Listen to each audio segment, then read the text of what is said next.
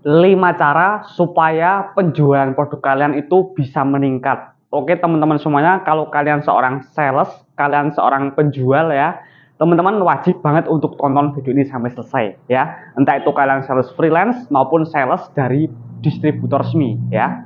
Jadi ada 5 hal dasar yang bisa kalian lakukan dan ini akan sangat berdampak bagi penjualan produk kalian.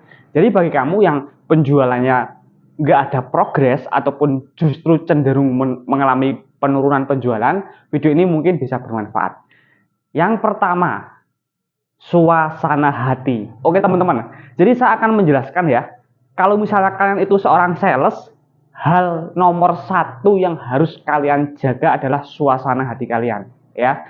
Jadi kalau misalnya sales itu sebenarnya hubungannya itu lebih ke spiritual, lebih ke emosi, sama ke psikologi. Nah, saya akan menjelaskan kenapa suasana hati seorang sales itu bisa berdampak kepada penjualan.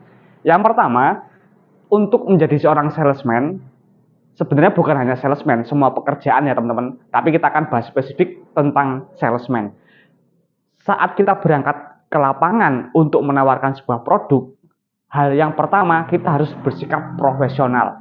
Jadi kalau misalnya kita dari rumah itu mungkin sedang ada masalah, entah itu masalah pekerjaan lain, masalah dengan keluarga, dengan orang tua, dengan anak, atau dengan siapapun itu, begitu kalian udah datang ya ke kantor atau sudah datang ke lapangan untuk mulai menjual produk kalian, kalian harus singkirkan dulu beban kalian. Kalian fokus dengan apa yang akan kalian kerjakan, yaitu ngeles atau menawarkan produk ke toko-toko. Karena begini teman-teman, kalau misalnya kalian itu berangkat kerja itu udah dengan aura yang negatif, itu kelihatan banget di toko-toko ya. Pemilik toko sama pemilik warung melihat kalian itu udah nggak seneng. Karena apa? Auranya udah jelek, udah negatif teman-teman. Ya. Dan akhirnya kita menawarkan produknya juga nggak maksimal seperti itu. Karena kalau misalnya dalam psikologi, suasana hati ya itu akan mempengaruhi pikiran kita. Nah, pikiran itu akan menjadi kata-kata kita. Kata-kata menjadi tindakan, tindakan menjadi kebiasaan, dan kebiasaan-kebiasaan inilah yang akan menentukan keberhasilan atau kegagalan. Seperti itu teman-teman ya. Jadi mulai sekarang kita harus bersikap profesional ya saat kita sedang menjalankan pekerjaan atau rutinitas kita. Itu yang pertama ya. Suasana hati dan pikiran. Dan dalam dunia sales teman-teman, kalau misalnya kalian seorang sales yang udah lama, pasti kalian akan setuju dengan statement saya.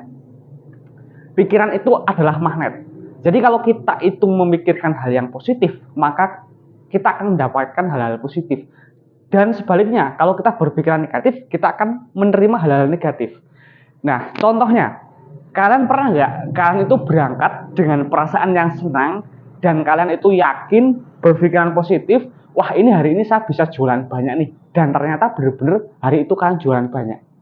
Dan pernah nggak kalian itu berpikiran, wah ini kok kecamatan ini pasti susah nih, omset saya pasti sedikit nih. Nah akhirnya kalian berangkatnya itu udah mensugesti hal negatif ke pikiran kalian sendiri, dan bener kalian nggak mendapatkan target, penjualannya sedikit. Padahal kalau misalnya kalian berpikir positif, ada kemungkinan kalian bisa mendapatkan omset yang besar di hari itu teman-teman. Jadi itu penting banget ya, suasana hati dan pikiran ya. Nah dari pikiran otomatis akan menjadi kata-kata ya.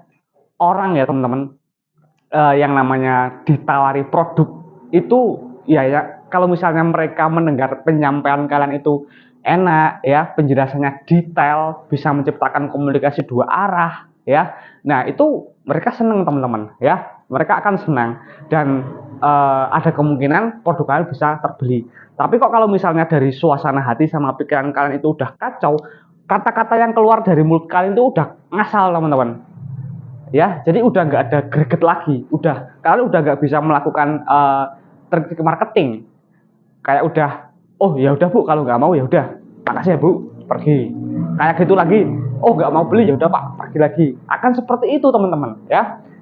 Nah kalau misalnya kalian dari kata-kata menjadi tindakan, kalau misalnya kalian itu terus seperti itu, nggak ada progres, kalian nggak mau menjaga suasana hati dan pikiran, dan kalian akan mengulang secara terus-menerus menjadi kebiasaan, dan akhirnya ya kalian mungkin bisa dipecat, atau misalnya kalian seorang freelancer yang single factor, mungkin kalian akan susah ya ternyata nyales dan lain sebagainya ya.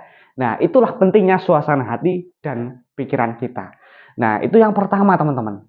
Nah, terus berikutnya nih, yang kedua, kalau misalnya kita ingin berjualan produk lebih banyak ya, lebih banyak daripada sebelumnya, yang kedua adalah lebih banyak berkunjung ke toko-toko ya. Jadi kita harus mempunyai target teman-teman ya. Kita harus mempunyai target. Hari ini saya bisa berkunjung ke 10 toko. Besok harus 15 toko nih. Nah, besok minimal saya 15 toko nih. Seperti itu teman-teman. Jadi semakin banyak kita itu berkunjung ke toko-toko ya, semakin banyak kita menawarkan ya. Ingat, di sini kita nggak hanya sekedar berkunjung, tapi kita juga menawarkan dengan maksimal ya. Maka semakin banyak peluang terjadinya pembelian ya. Jadi intinya kita harus rajin lah seperti itu. Kerja 8 jam ya kita bekerja 8 jam seperti itu. Kita harus menepati jam kerja yang sudah dibuat oleh distributor tempat kamu bekerja, ataupun jam kerja yang sudah kamu buat sendiri untuk diri kamu sendiri, seperti itu. Berikutnya nih, yang ketiga adalah grooming. Nah, grooming itu adalah penampilan. Kalau misalnya dalam bahasa Jawa itu ada yang istilah gini, ajining rogo saka busana, ajining diri sekolah hati. Jadi orang ya menilai seseorang kalau misalnya baru pertama kali ketemu, itu yang dinilai memang penampilan teman-teman. Walaupun memang ada peribahasa seperti ini, jangan menilai seseorang dari sampulnya, jangan menilai isi buku dari sampulnya. Itu nggak berlaku kalau misalnya kamu seorang sales yang baru datang ke toko. Yang dilihat pertama kali adalah grooming kamu dulu ya. Kalau misalnya ganteng, cantik itu relatif teman-teman. Tapi kalau misalnya penampilan atau grooming itu wajib banget ya. Kita datang menggunakan pakaian yang sopan ya. Gak harus pakaian mahal, tapi yang penting sopan lah seperti itu. Kita pakai sepatu ya, pokoknya ya SOP lah seperti itu ya. Dan kita juga wangi. Jadi grooming itu penting banget teman-teman. Karena kalau misalnya kita datang ke toko nih, muka kita sini keringetan nih, nggak dilap dulu pakai tisu basah, terus kita bau badan ya, ya toko itu kalian belum ngomong, kalian belum mulai menawarkan, belum mulai perkenalan produk, itu udah bosan dulu. Enggak dulu mas lah, ini hari ini yang datang salesnya banyak banget.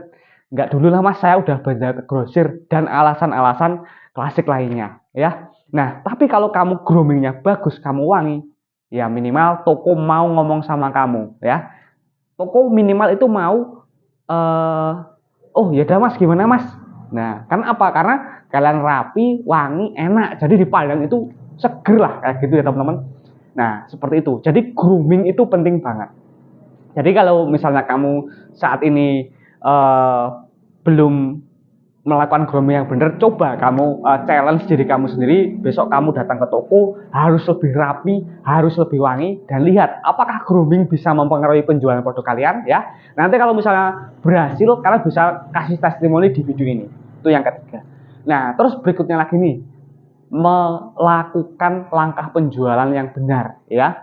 Jadi jangan kita datang ke toko langsung tiba-tiba nyerocos ngomongin masalah produk. Bu, saya dari sales kopi ini bu, saya dari rokok, bu saya juga bawa ini dan lain sebagainya. Itu nggak akan membuat kalian mengalami closing di situ teman-teman. Jadi ada step by stepnya ya. Jadi jualan itu seni teman-teman ya. Jadi kita ada salam perkenalan dulu, ice breaking atau pencerahan suasana dulu, dan langkah-langkah marketing lainnya ya. Nah, berikutnya adalah dengan closing ya teman-teman. Jadi setelah kalian bisa melakukan langkah penjualan, kalian juga harus belajar bagaimana cara closing yang benar seperti itu ya. Jadi udah bagus nih kalian jualan dengan cara storytelling misalnya, udah kasih testimoni, udah kasih promo dan lain sebagainya, tapi kalian nggak bisa closing ya percuma teman-teman ya. Nah, terus berikutnya yang terakhir adalah kita harus selalu membina hubungan yang baik ya, dan meningkatkan kualitas pelayanan. Misalnya gini, ada toko ya, toko Pak Bambang misalnya, dia itu udah ngambil produk sama kita, setiap minggu udah repeat order, udah jadi outlet aktif ya. Nah, kita nggak boleh sampai kehilangan toko Pak Bambang ya. Jadi kita harus memperlakukan toko-toko pelanggan aktif kita dengan effort yang lebih Ya, misalnya, Mas besok bisa dikirim ya? Enggak Mas, barangnya ini barangnya udah habis. Kirim teman-teman. Saya sangat menyarankan kirim. Jangan kalian ngomong, Pak bukan rute saya bla bla bla bla bla. Kalau misalnya saran saya, kalau itu benar-benar outlet aktif, jangan sampai kalian membuat kecewa ya. Kadang banyak sekali sales yang istilahnya itu gampang ya teman-teman ya. Dia pasti butuh produk saya ramai di situ kok dan sebagainya. Ingat teman-teman, kamu bukan satu-satunya yang bawa produk tersebut ya. Mungkin di grosir udah ada ya, atau dari sales lain juga udah ada ya, atau dia juga bisa beli secara online. Jadi intinya kita kalau udah punya pelanggan, kita harus istilahnya ngopeni teman-teman. Kita harus memelihara pelanggan kita supaya tetap terjadi hubungan yang baik ya, supaya tidak terjadi loss of trade dan supaya kita bisa memasukkan produk kita yang lain atau NOP ya. Jadi keuntungan produknya, keuntungan kita juga bisa lebih banyak lagi. Misalnya cuma ngambil kopi satu renteng, Pak ini ada kopi merek lain Pak, ambil satu renteng lagi. Nah itu untungnya kita kan double dari dua renteng kopi. Besok kalau misalnya udah jalan, masukin barang lagi. Seperti itu terus teman-teman ya. Ya itu memang cara kerja dalam dunia sales memang seperti itu. Oke teman-teman, ini hanyalah sebuah tips sederhana teman-teman ya, tips dasar cara sales itu bisa meningkatkan penjualan puluhan kali lipat ya. Kalian bisa konsistenkan cara-cara yang saya sampaikan di video ini ya. Dan bagi kamu nih yang kepengin privat ya teman-teman, saya sedang ada program namanya Supervisor Online by Sales Magic. Nah program ini masih dalam proses pengembangan teman-teman, karena saya juga sudah menyiapkan beberapa materi, tapi masih ada yang harus saya sempurnakan. Dan program SPV online ini teman-teman nanti akan saya umumkan berapa rate cut-nya dan apa saja benefitnya, siapa saja orang yang bisa bergabung, nanti akan saya umumkan secara resmi di saluran WhatsApp Sales Magic.